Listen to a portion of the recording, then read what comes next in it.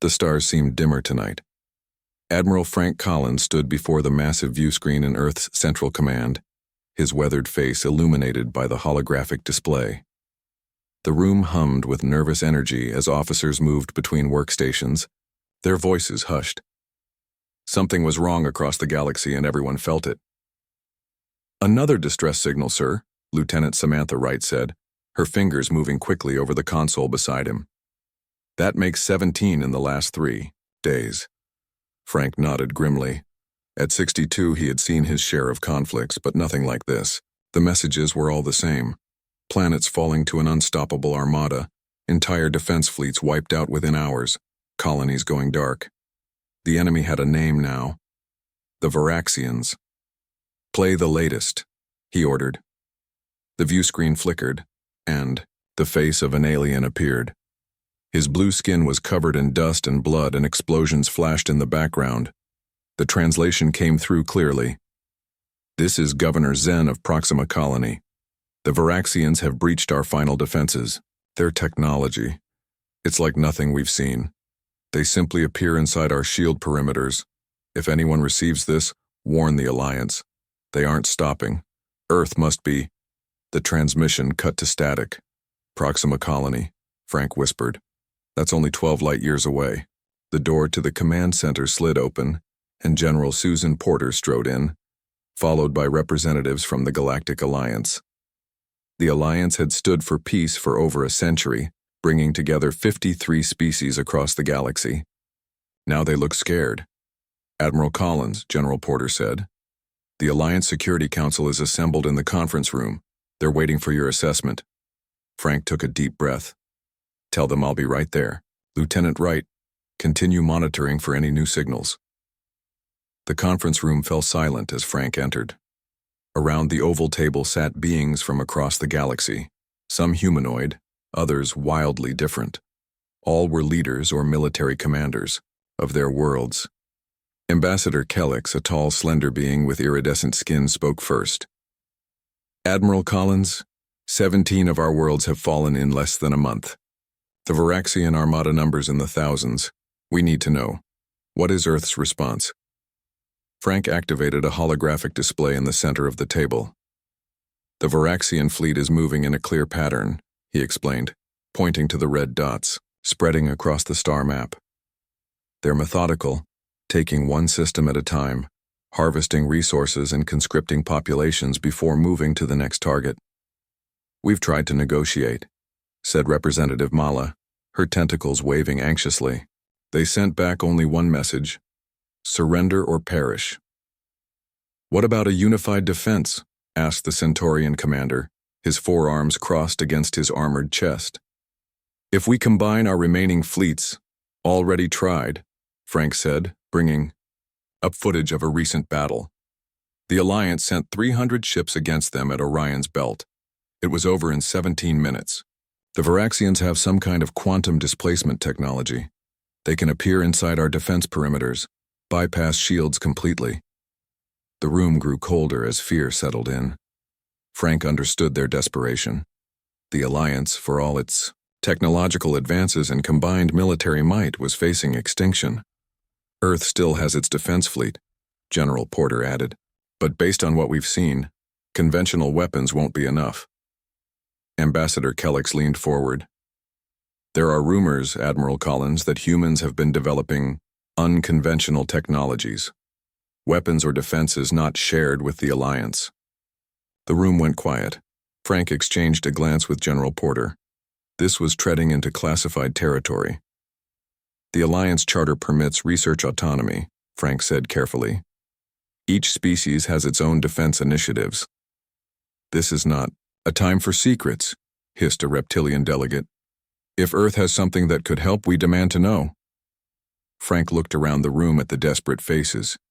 Earth had indeed been working on something, a project so secret that fewer than 20 people knew of its existence, a last resort.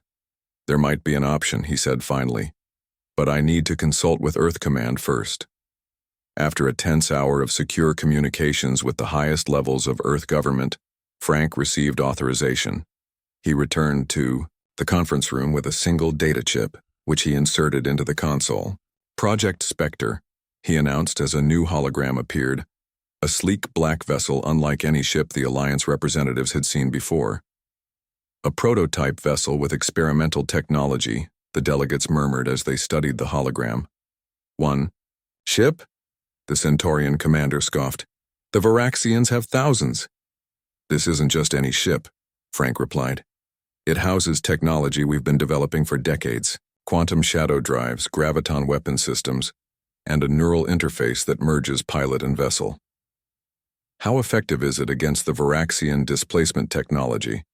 Asked Ambassador Kellix. In theory, extremely effective, but it's never been tested in actual combat.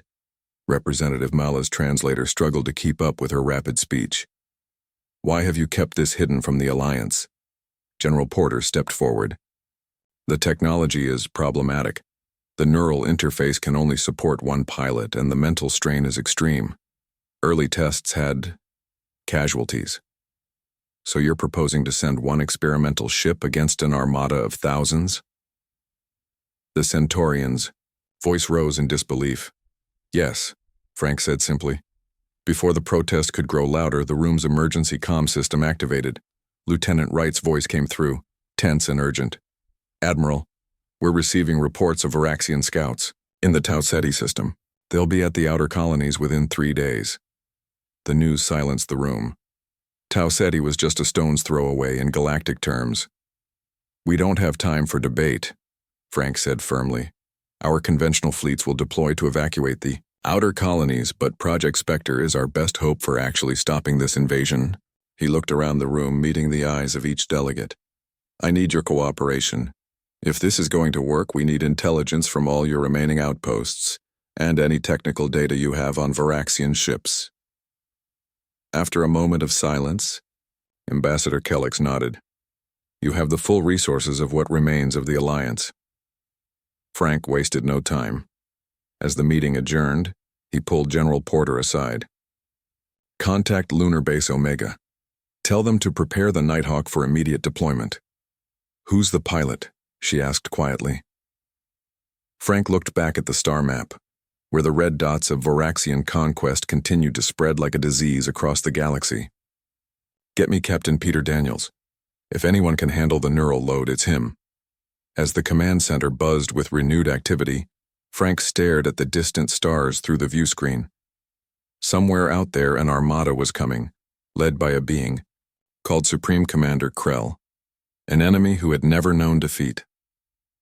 That was about to change. Humanity's darkest hour was approaching, but they would face it with their most brilliant light. The journey to Lunar Base Omega took less than 3 hours. Admiral Frank Collins sat quietly in the shuttle as it descended into a massive crater on the far side of the moon. From orbit, the crater looked natural, just another scar on the lunar surface.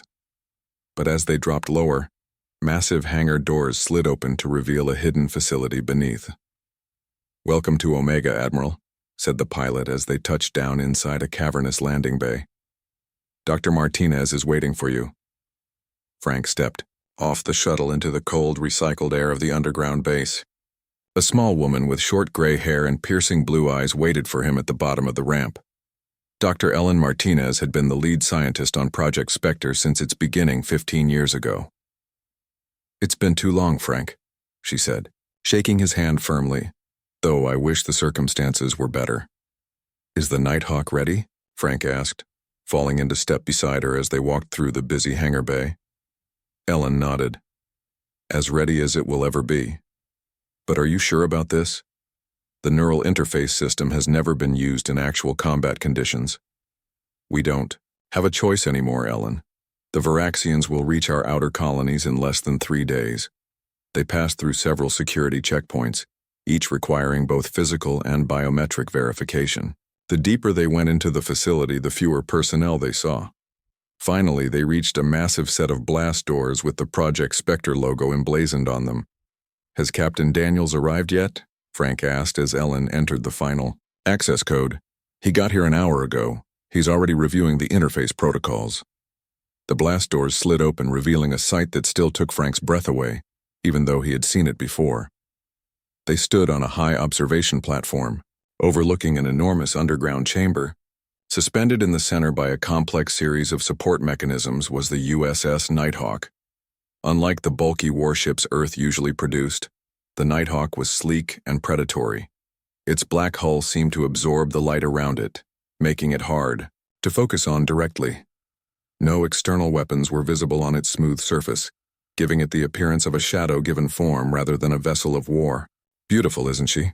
a deep voice said. Frank turned to see Captain Peter Daniels standing nearby, looking down at the ship. At 38, Daniels was in his prime, tall, with short brown hair and eyes that had seen too much combat. 5 years ago, he had lost his wife and daughter when aliens attacked the colony on Europa. Since then, he had volunteered for every dangerous mission available. "Captain?" Frank nodded in greeting. "I'm sorry we had to call you in like this." "Don't be," Peter replied, his eyes never leaving the ship. "I've been waiting for this call." Ellen led them down to a briefing room closer to the ship. The walls were covered with technical diagrams and display screens showing various systems of the Nighthawk. "Let me explain what makes her special," Ellen said, activating a holographic display in the center of the room. "The Nighthawk has 3 revolutionary technologies that give us a fighting chance against the Varaxians." The hologram showed a glowing core at the center of the ship. First, the quantum shadow drive. It allows the ship to partially phase out of our dimension, making it effectively invisible to conventional sensors and able to pass through solid matter under certain conditions. The image shifted to show wave patterns around the hull. Second, the graviton lance. Instead of conventional weapons, the Nighthawk manipulates gravity itself. It can create localized gravitational distortions powerful enough to tear apart enemy ships from the inside. Finally, the hologram showed a pilot's seat surrounded by a web of glowing neural connections, and most importantly, the neural interface system. It connects directly to the pilot's brain, allowing reactions at the speed of thought. The ship becomes an extension of the pilot's body. Peter stepped closer to the hologram, studying it intently. "And the risks?" Ellen hesitated, glancing at Frank. "The mental strain is immense. Your mind will be processing information at rates the human brain wasn't designed for. Previous test pilots could only maintain the connection for a few minutes before experiencing severe mental trauma." "But you think I can handle it?" Peter asked. "Your psychological evaluations and neuroplasticity scores are the highest we've ever seen," Ellen admitted. "If anyone can do this, it's you." An alarm suddenly blared through the facility.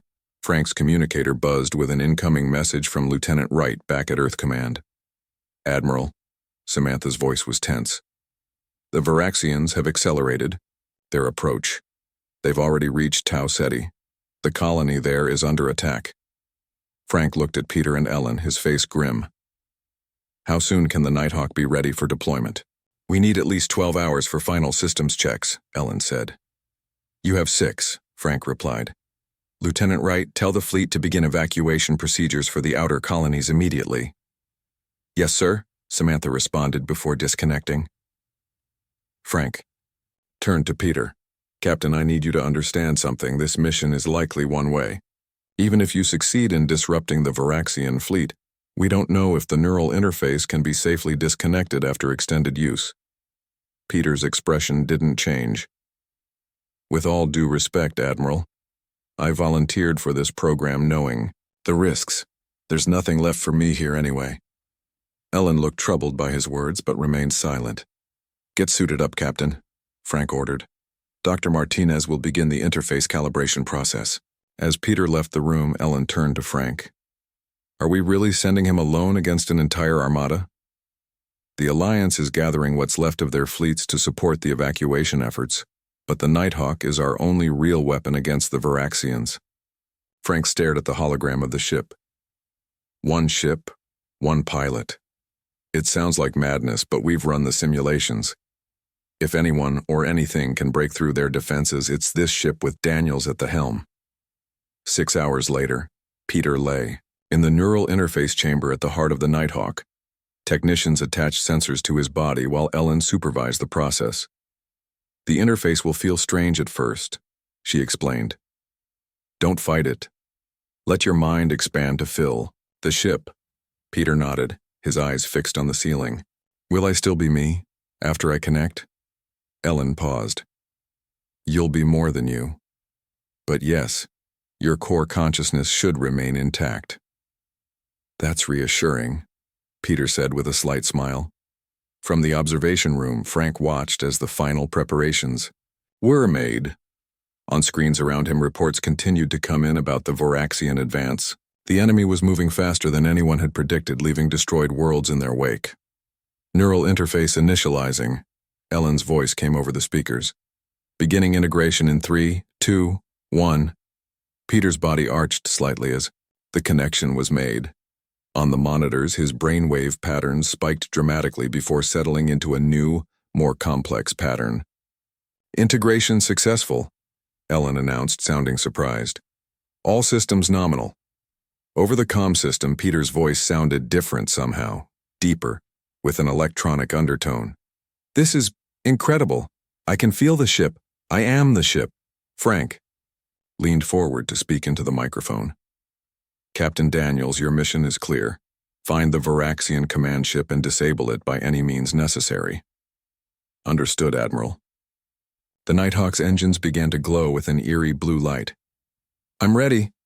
The massive hangar doors above them slid open, revealing the star-filled void of space. Godspeed, Captain, Frank said quietly. Without another word, the Nighthawk rose, smoothly from its cradle.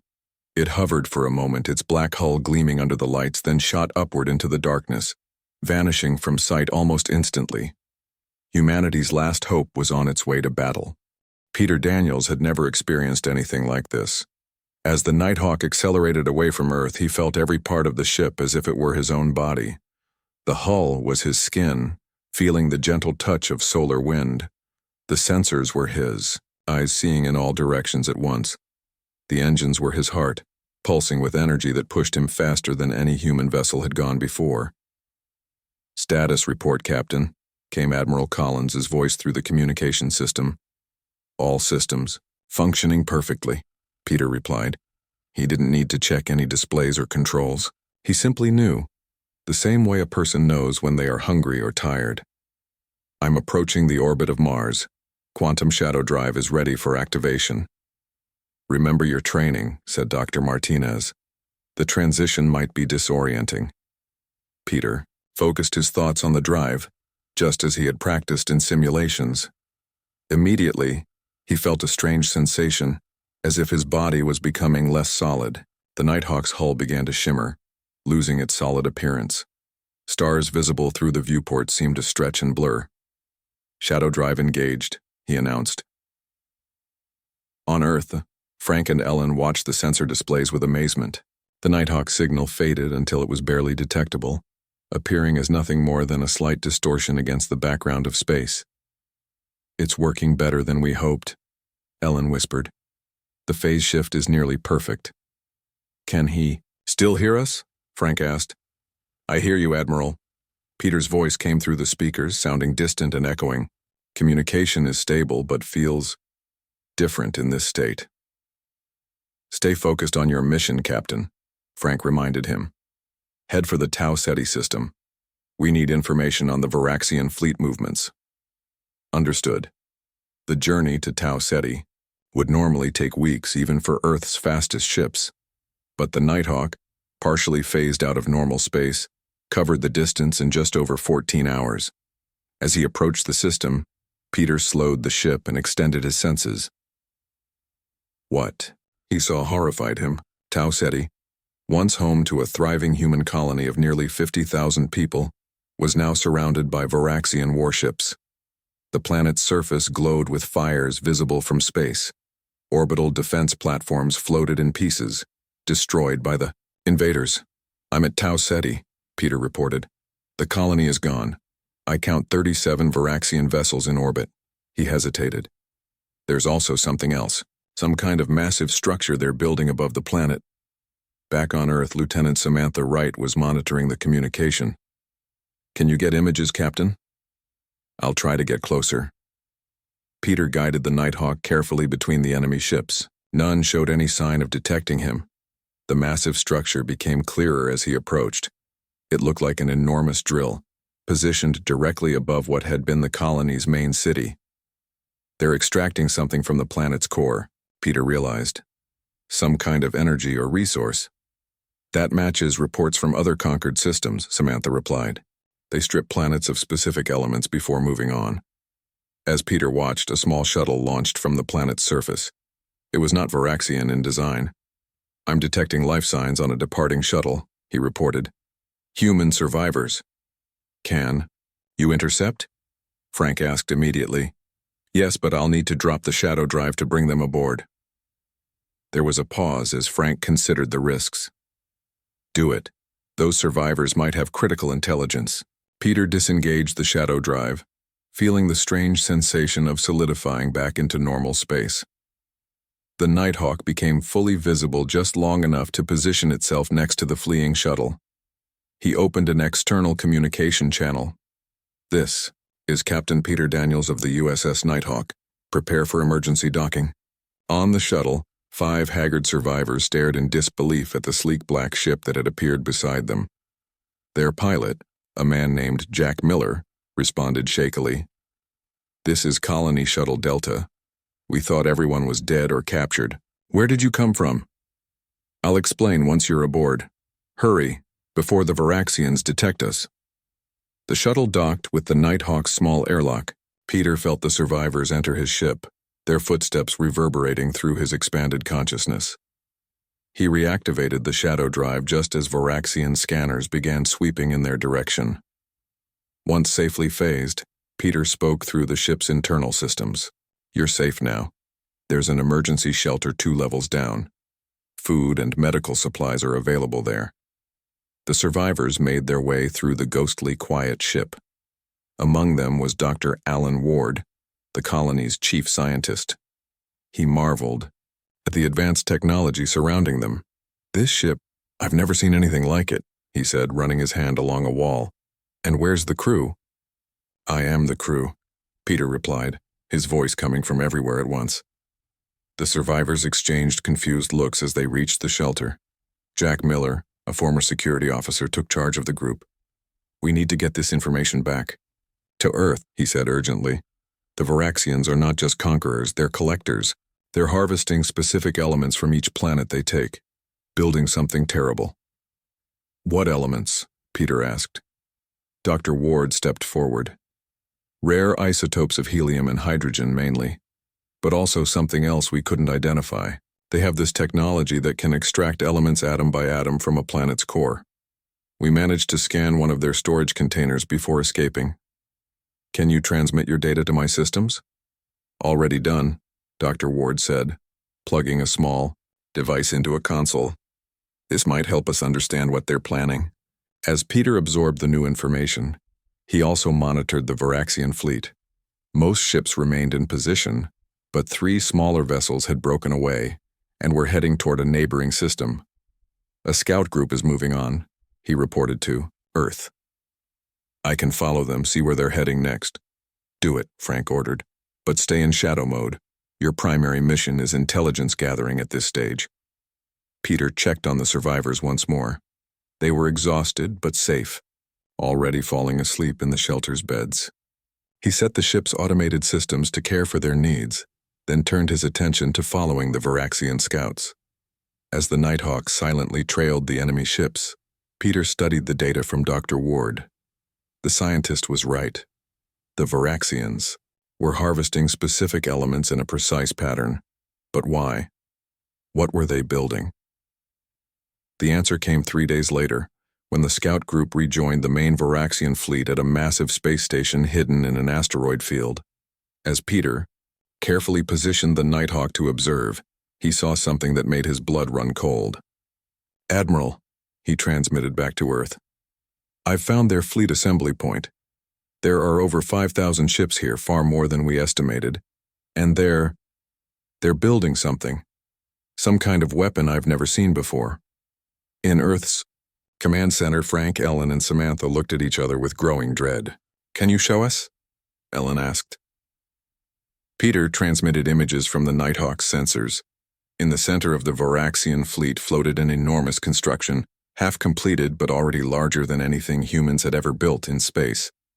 At its heart was a swirling mass of energy, contained within rings of dark metal. According to Dr. Ward's data, Peter said, they're building a device capable of collapsing a star. They're planning to use it on our sun. Silence fell over Earth's command center as everyone processed what Peter had just told them. A weapon that could collapse their sun would mean the end of all life in the solar system. How much time do we have?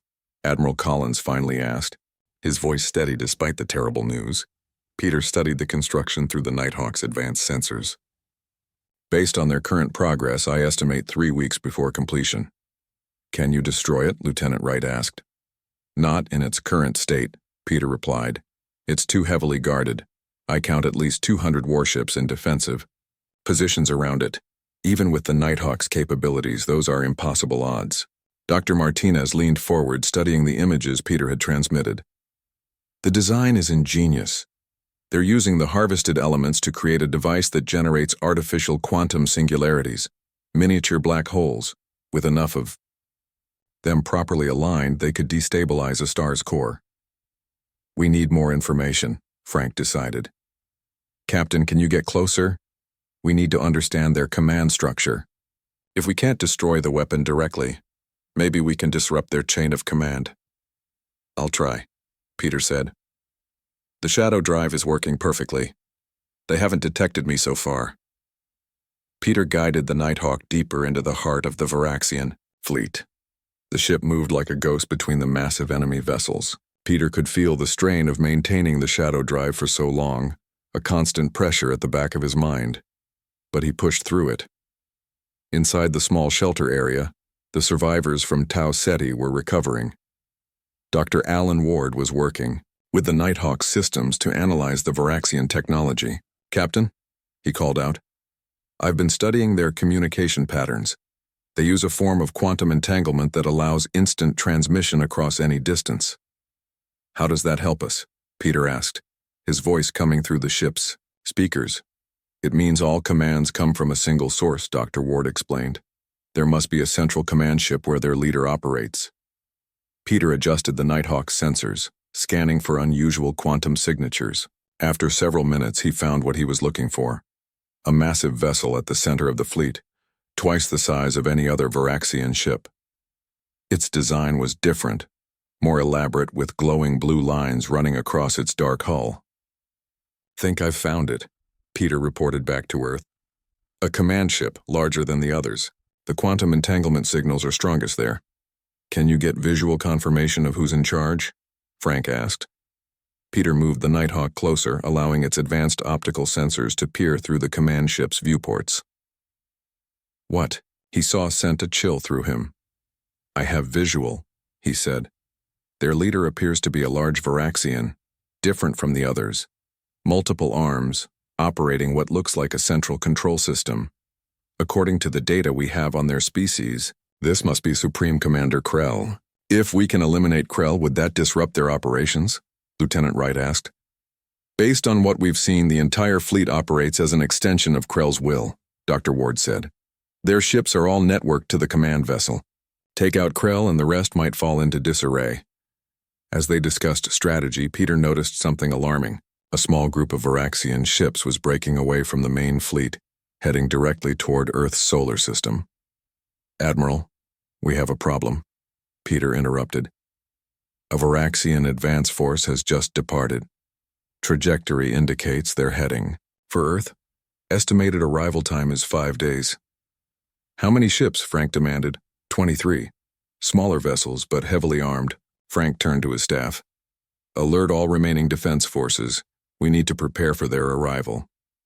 Captain, Frank addressed Peter again. You have new orders. You must eliminate Commander Krell before that weapon is completed. The entire solar system is at stake. Peter considered the massive fleet surrounding the command ship. I'll need a distraction, something to draw away some of their forces. We might be able to help with that, Jack Miller spoke up. He had been listening from the shelter area. When we escaped Tau Ceti, we learned about resistance forces on other conquered worlds. If we could contact them, coordinate simultaneous attacks.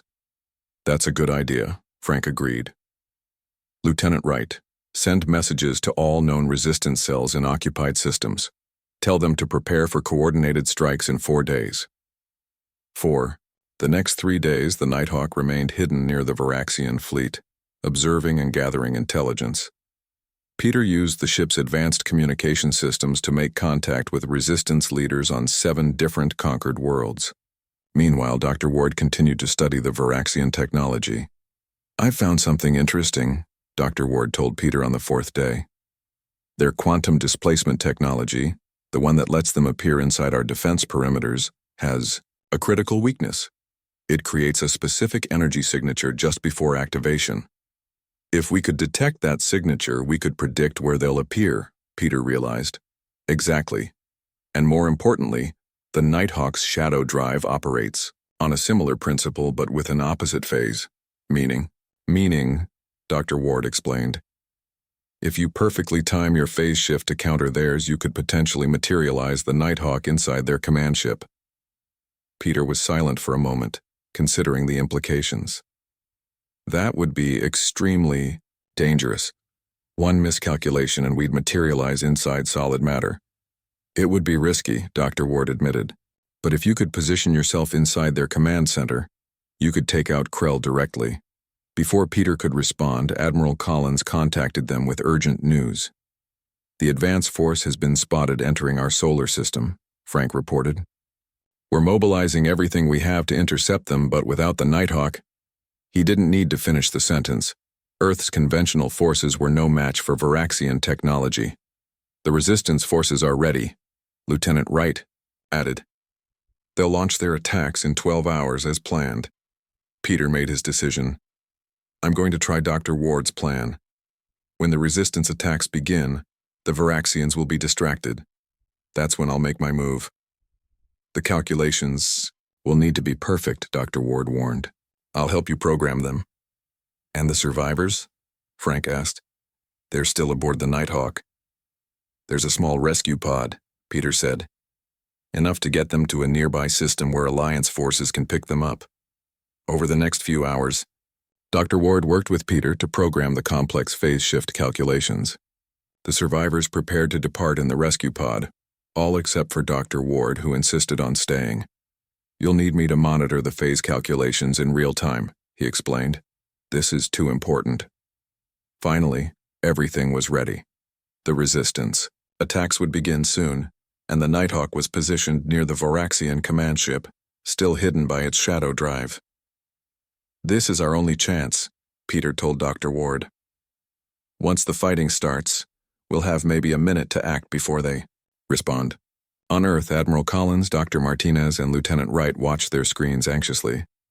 The fate of humanity now rested on a single ship and its neural-linked pilot. "Are you sure about this, Captain?" Frank asked one last time. "No," Peter replied honestly, "but I'm doing it anyway." As if on cue, alarms began to sound throughout the Varaxian fleet. On 7 different worlds, resistance forces had launched simultaneous attacks on Varaxian installations. Dozens of enemy ships immediately broke formation to respond.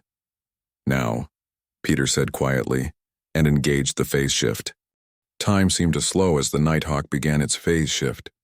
Peter felt the familiar sensation of his body and the ship that had become an extension of himself becoming less solid. But this time was different. Instead of phasing out completely, he was carefully calibrating the shift to match the exact opposite frequency of the Varaxian command ship's quantum field. "Energy signatures aligning," Dr. Ward reported, his eyes fixed on the display. "Phase reversal in 3, 2, 1. There was a moment of terrible disorientation as the Nighthawk passed through the outer hull of the command ship. Peter felt as if every atom in his body was being pulled apart and put back together again. Warning lights flashed across his mental interface. The ship's systems strained under the stress of the complicated maneuver. Then, suddenly, they were inside. The Nighthawk materialized in a vast chamber at the heart of the Varaxian command ship. It was a spherical room with control panels stretching from floor to ceiling. In the center stood Supreme Commander Krell.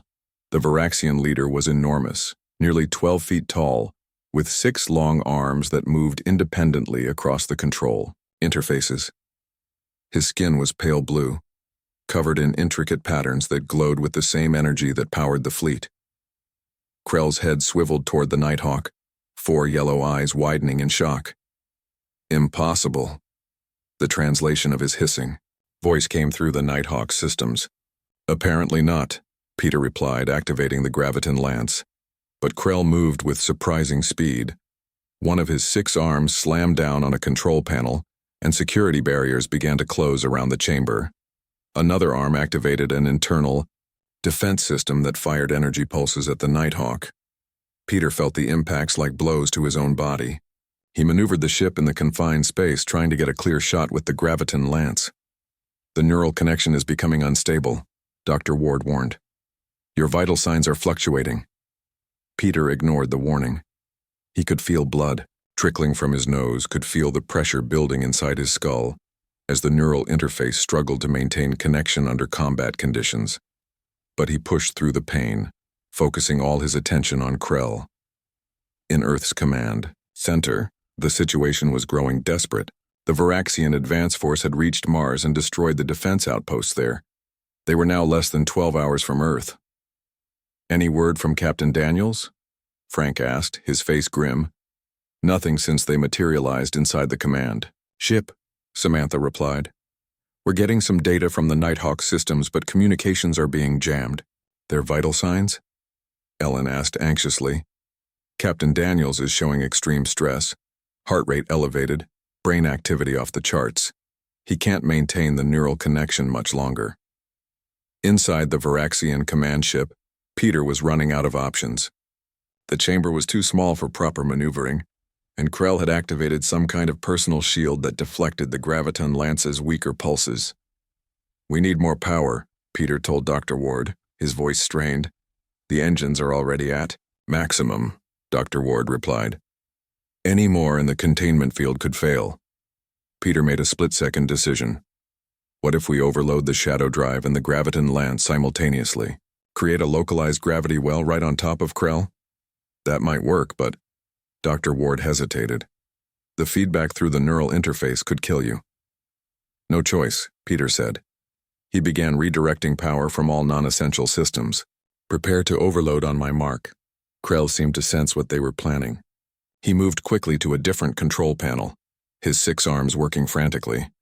On a large display above him, images appeared showing the Varaxian fleet moving to encircle Earth.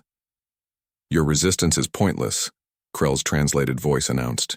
"Even if you destroy me, my fleet will complete its mission. Earth will fall today." Peter smiled grimly. "That's where you're wrong. Your fleet operates on a direct neural network linked to you. Like me in this ship. If you die, they lose their unified command." For the first time, uncertainty flickered across Krell's alien features. "Ready," Dr. Ward announced. "But Peter, once we do this, the neural interface will overload. I don't know if we can disconnect you safely." "It doesn't matter," Peter replied. "Mark." Dr. Ward activated the sequence. The Nighthawk's shadow drive and graviton lance both began to overload, their energies combining in a way they were never designed to do. The ship itself started to vibrate as power surged through its systems. Peter directed the combined energy directly at Krell. The Varaxian commander's shield flared brightly as it tried to repel the attack. For a moment, it seemed to be holding. Then, with a sound like thunder, the shield collapsed. The localized gravity well formed exactly where Krell stood, instantly crushing the alien commander into nothingness. The effect was immediate and dramatic. Throughout the Varaxian fleet, ships suddenly lost coordination. Some drifted aimlessly while others began firing randomly, hitting their own vessels. The resistance forces fighting on 7 different worlds reported that the Varaxian troops had suddenly become disorganized and confused. Near Earth, the advance force of 23 ships stopped their approach. Some began to retreat, while others simply shut down, floating dead in space. Inside the command ship, Peter felt the neural interface beginning to burn out. Pain, unlike anything he had ever experienced, coursed through his body as the connection started to break down. "We did it," he managed to say to Dr. Ward. "Get to the escape pod. The command ship is going to self-destruct without Krell." "I'm not leaving you," Dr. Ward insisted. "That's an order," Peter said firmly. "Someone needs to tell Earth what happened here." Reluctantly, Dr. Ward made his way to the small escape pod. Once he was safely away, Peter used the last of the Nighthawk's power to send a final message to Earth. "Mission accomplished. Krell is eliminated. The fleet is in disarray." His voice was weak now, fading as the neural connection deteriorated. "Tell Ellen, the interface worked perfectly. Better than we ever imagined." Then the transmission cut off. On Earth, Frank, Ellen, and Samantha stared at the screens in stunned silence. The signal from the Nighthawk was gone. But all around the planet, the Varaxian ships were either retreating or drifting powerless in space. "He did it," Frank said softly. "One ship against an armada, and he actually did it." 3 weeks later, a small ceremony was held at Earth Command. Representatives from all the Alliance worlds gathered to honor the sacrifice that had saved them all. The resistance forces had reclaimed most of the conquered planets, and the remaining Varaxian ships had retreated to unknown regions of space.